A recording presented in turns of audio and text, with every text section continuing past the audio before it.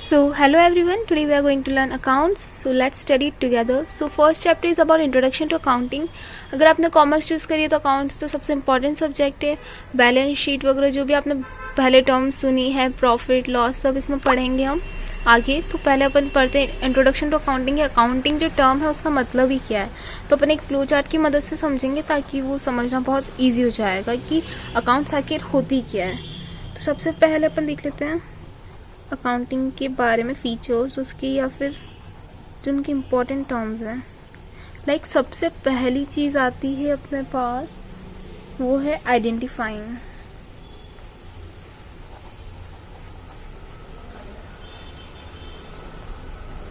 Identifying के बाद अगर अपन बात की जाए तो वो आता है फिर मेजरिंग. इस टर्म्स को अपन बाद में डिस्कस करेंगे अभी ये लिखने के बाद. मेजरिंग के बाद आता है रिकॉर्डिंग, या आप जर्नल भी लिख सकते हैं. जर्नल जो होती है जिसमें रिकॉर्ड्स लिखे जाते हैं, जो कि हम आगे डिस्कस करेंगे.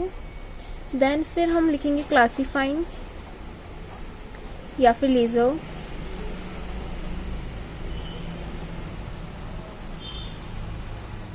देन आ जाता है अपने पास summarising.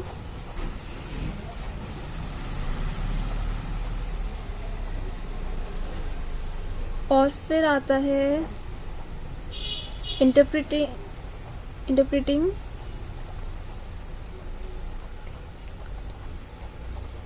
and last and final is communication. Okay, so these are the most 7 important terms of accounting. Okay, so first let's study here. ये तो डिफाइन जो हमने लिखी वो, और ये टर्म्स हम आगे डिस्कस करते जाएंगे तो समझ में आती जाएगी कि आइडेंटिफाई कि फाइनेंशियल ट्रांजैक्शन है या नहीं, मेजर करना इन टर्म्स ऑफ केजी या मॉनेटरी वैल्यू. रिकॉर्डिंग एक जर्नल बुक होती है, उसमें अपन सारे रिकॉर्ड्स लिखते हैं. देन क्लासीफाइंग, उनको अलग अलग चीज़ों में बांट दिया जाता है. और फिर समराइजिंग की लास्ट में जो भी चीज़ें प्रॉफिट वगैरह निकलती है and all. Interpreting like decision making हो गया या सारी चीज़ों से रिलेटेड.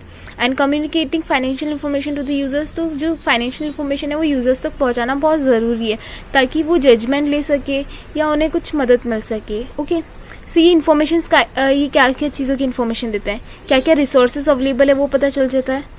और जो अवेलेबल रिसोर्सेज हैं उन्हें कैसे इम्प्लीमेंट किया गया है, कैसे उन्हें एम्प्लॉयड किया गया है, और जो रिजल्ट अचीव हो रहा है या जो प्रॉफिट गेन हो रहा है, तो वो सारी चीज़ें इसमें पता चल जाती है. जैसे कि हम नेक्स्ट लाइन में अपन पढ़ ही लेंगे. It shows the profit earn और loss incurred during the accounting period, value and nature of assets, liabilities and owners equity that is capital.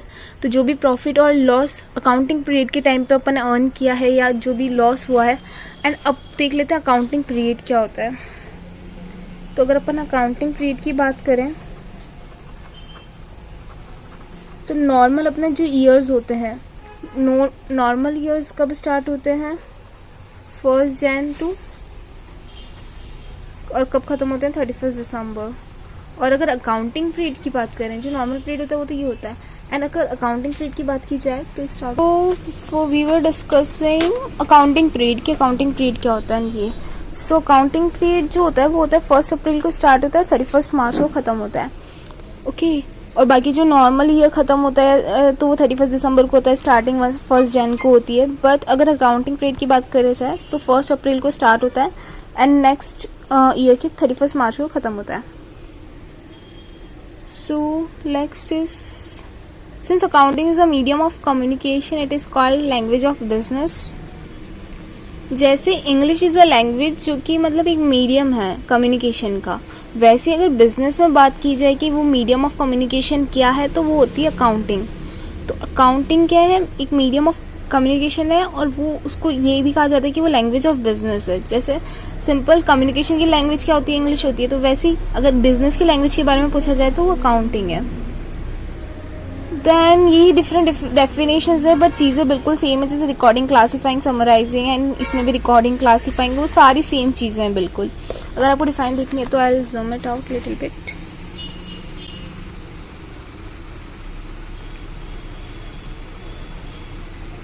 Okay, so now let's move to the next page. Attributes और characteristics of accounting, तो जो भी define में चीज़ अपन ने discuss करी थी तो वो सारी चीज़ें यहाँ पे, सारी टर्म्स यहाँ पे एक्सप्लेन है, तो अपन को पूरी अकाउंटिंग का मीनिंग समझ आ जाएगा। सो फर्स्ट कैरेक्टरिस्टिक्स है identification of financial transaction and events. तो अकाउंटिंग रिकॉर्ड्स जो होता है ना वो सिर्फ वो रिकॉर्ड करता है जो कि मतलब जो चीज़ें इन टर्म्स ऑफ मनी में मेजर कर सके। लाइक इसमें जैसे एग्जांपल दे रखा है, for example purchase of raw material, अपन ने रॉ मटेरियल परचेज करा तो अपन ने बदले में मनी दी, तो वो जो चीजें हो रही है वो फाइनेंशियल ट्रांजैक्शन हो रहा है जहां मनी से रिलेटेड या पैसों का लेन देन, या नॉट ओनली पैसे इंपॉर्टेंट है बट मनी से रिलेटेड हो या मॉनेटरी वैल्यू होनी चाहिए सबसे इंपॉर्टेंट चीज। तो वो आइडेंटिफाई करना है कि वो फाइनेंशियल ट्रांजैक्शन है या नहीं। अगर वो फाइनेंशियल ट्रांजैक्शन है, if yes then it is accounting, it is a part of accounting. Okay, so next है मेजरिंग द आइडेंटिफाइड ट्रांजेक्शन। अब उसको मेजर करना है आइडेंटिफाइड ट्रांजेक्शन को। Like accounting measures the transactions and events in terms of a common measurement unit, or that is the currency of a country, like in rupees in our country in India.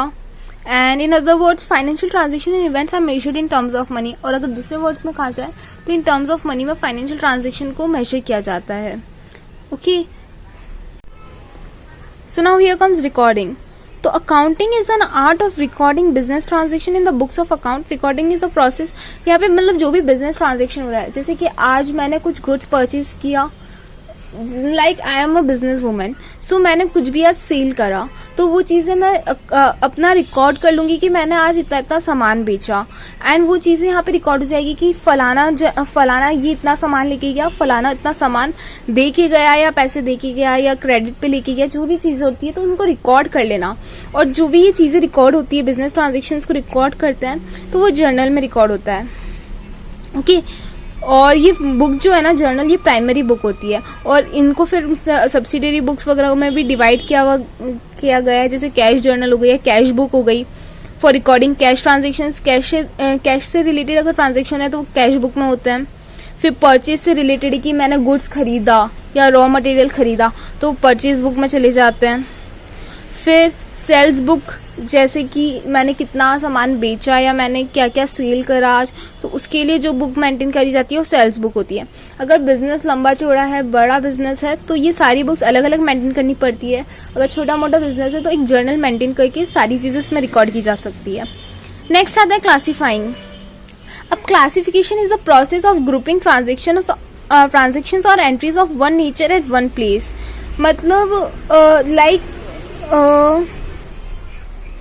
Like इसमें example अपन नीचे पढ़ेंगे अभी। So the transaction recorded in the journal of the subsidiary books are classified और posted to the main book of account known as the ledger, जो कि अपन ने यहाँ पे लिखा था। You can see here classifying laser.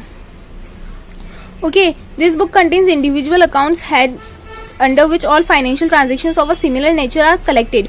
For example, in Rahul's accounts in the ledger, all business transactions related to Rahul are posted so that what is ultimately due to Rahul or due from Rahul can be ascertained. Like for example, यहाँ पे जैसे example दे रखा है राहुल का, we'll take the same example. So पूरे month में जैसे कभी हम इनको सामान बेच रहे हैं तो कभी ये लेके गए 5000 का, कभी 3000 का, तो ये जो अलग अलग लेके गए, जैसे ये लेके गए हैं 20 जून को, तो ये जो भी चीजें होती हैं इनको लास्ट में जाके क्लासिफाई हुआ 8000, तो it's recorded here like this. तो हम थे राहुल पे, मतलब जैसे कि राहुल ने ये जो 5000 लिए 20 जून को 3000 का सामान लेके गए या वो पैसे देके गए, ठीक है, तो ये जो चीजें करी ये तो रिकॉर्ड कर लिया हमने। ओके, और फिर मंथ एंड में या जो भी मतलब उनका टोटल है कि वो आएंगे और पूछेंगे कि मेरा कितना हुआ था लास्ट मंथ का, तो हम ये थोड़ी बताएंगे कि 5000, 3000, 2000 से गिन के, नहीं, हमने एक जगह उसको कलेक्ट करके रखा हुआ है कि उनका इतना बाकी है, तुरंत खोला और बताया कि आपका 8000 बाकी है। तो ये जो चीजें होती है उनको लेजर कहता है कि उसको क्लासीफाई कर दिया गया है और यहाँ पे जो चीज हुई है इसको रिकॉर्ड किया गया है। ओके, अब नेक्स्ट आ जाते हैं समराइजिंग पे कि समराइजिंग क्या होता है। So this involves presenting the classified data in a manner which is understandable and useful for internal as well as external users of accounting statements. तो ये क्या जो अपन ने क्लासीफाई करा डेटा को, जैसे वो 8000 जो है तो उसको इस मैनर में करना जो सामने वाले इजीली समझ जाए कि अपन उनको बुक दिखाएं कि ये देखो आपकी 8000 पेंडिंग है, तो उन्हें इजीली समझ में आ जाए।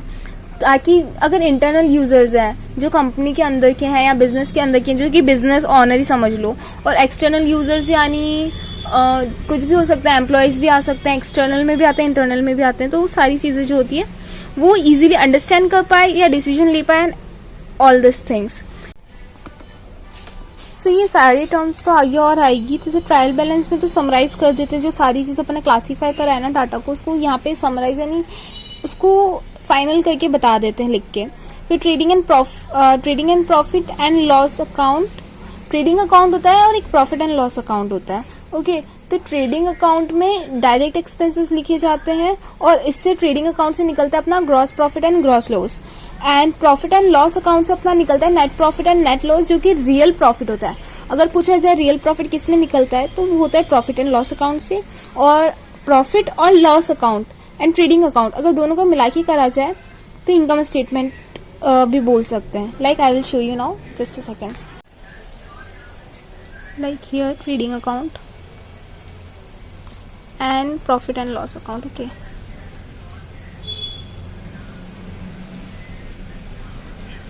Okay, then अगर इससे पूछा जाए कि इससे क्या निकलता है, तो इससे निकलता है gross profit and gross loss. ठीक है, और इसमें आते हैं, अगर इसमें इंक्लूड करें तो डायरेक्ट एक्सपेंसेस, जो डायरेक्ट खर्चा है या जो कि कंपलसरी खर्चा नहीं होता है कि हाँ हमें रॉ मटेरियल परचेज करना है for the manufacturing of food, तो प्रोडक्ट, तो वो जो चीज़ है वो कंपलसरी है, तो वो डायरेक्ट एक्सपेंसेस में आती है। नाउ नेक्स्ट आते हैं प्रॉफिट एंड लॉस अकाउंट। इसमें निकलता है net profit and net loss, जो कि रियल प्रॉफिट होता है, नेट लॉस।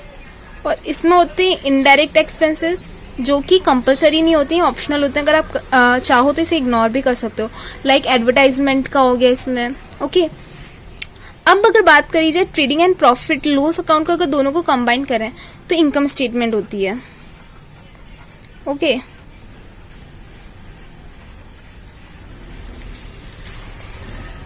समझ में आया कि रियल प्रॉफिट एंड लॉस ये होता है, और इन दोनों को मिला के पूछा जाए तो इनकम स्टेटमेंट निकलती है। ओके, सो ये था अपने समराइजिंग में। सो समराइजिंग में trading and profit and loss account के बाद last and final and most important आती है balance sheet.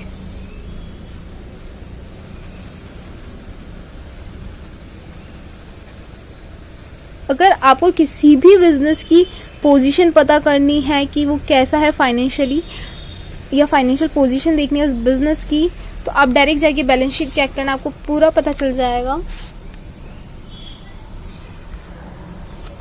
So balance sheet से आप असेट्स एंड लायबिलिटीज देख सकते हो, एंड सबसे इंपॉर्टेंट से आपको फाइनेंशियल पोजीशन पता चल जाती है बिजनेस की। So trial balance, trading profit and loss account, balance sheet, इन तीनों को कंबाइन किया जाए तो फाइनल अकाउंट या फाइनेंशियल स्टेटमेंट भी बोल सकते हैं, क्योंकि ये फाइनेंशियल पोजीशन बताते हैं। ऑल सारी चीजें जो भी फाइनेंशियली पता करनी हो, वो प्रॉफिट हो चाहे असेट्स हो लायबिलिटीज हो, इन तीनों की मदद से पता किया जा सकता है। देन आता है analysis and interpretation. So analysis and interpretation of the financial data are carried out so that the users of financial data can make a meaningful judgment of the profitability and financial position of the business.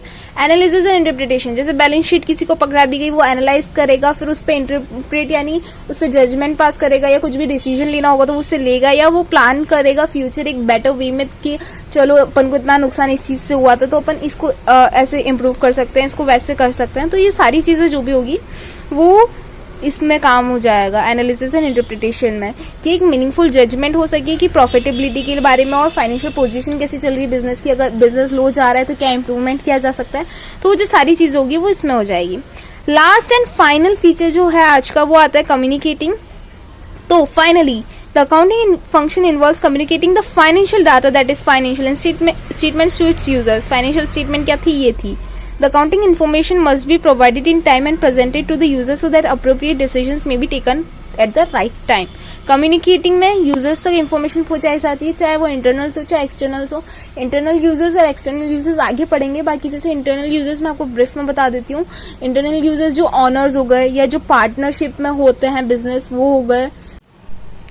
So communicating में basically वो जो data होता है वो users तक explain किया जाता है या पहुंचाया जाता है, जिससे वो इजीली उनको अंडरस्टैंड किया जा सके उस डाटा को, और जो भी आगे फर्दर डिसीजंस वगैरह बनाने हो वो इजीली हो सके।